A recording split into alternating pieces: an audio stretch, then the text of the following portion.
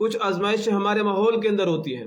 آپ دین پہ چلیں گے، گھر والے، معاشرے والے، خاندان والے، تعلق والے، دوست احباب، یہ رکاوٹ بنے گی، یہ آزمائش بنے گی.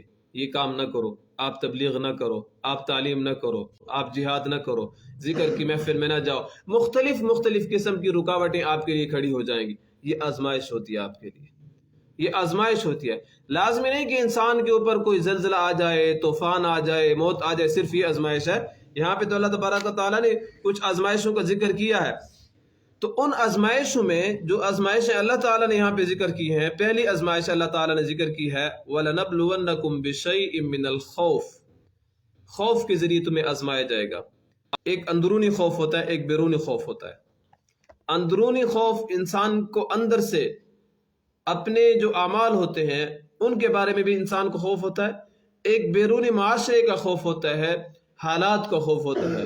جب کہیں پہ جنگ چھڑ جاتی ہے تو کہیں سے گولا آ رہا ہے، کہیں سے راکٹ آ رہا ہے، کہیں سے فائر آ رہا ہے، تو ان چیزوں سے انسان خوف اور ہراس میں ہوتا ہے. جیسے اب ہمارے موجودہ حالات ہیں، اللہ تعالیٰ ہمارے حالات پہ رحم فرمائے. جیسے یہ حالات ہیں، اس حالت میں انسان خوف میں ہوتا ہے. پھر اسی خوف کی وجہ سے معیشت تباہ ہوتی ہے، اسی خوف کی وجہ سے ملک کا، علاقے کا استحکام تباہ ہوتا ہے، اسی خوف کی وجہ سے تعلیمی نظام وہ برباد ہوتا ہے، اسی خوف کی وجہ سے سارا نظام جو ہے وہ درم برم ہو جاتا ہے. وجہ کیا ہے کہ انسان مینٹلی، ذہنی طور پر اس کا جو خیال ہوتا ہے وہ اسی جنگ کی طرف ہوتا ہے، اسی دہشت گردی کی طرف ہوتا ہے، اسی گولے بارود کی طرف ہوتا ہے.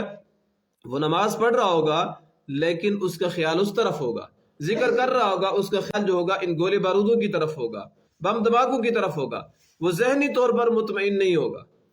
پھر جو بندہ کسی چیز سے ڈرا ہوا ہو نا، تو تھوڑی سی آواز پیدا ہو جائے، اگرچہ کسی پھٹی وغیرہ کے گرنے کی ہو، تو وہ بندہ ڈر جاتا ہے کہ کیا ہو گیا.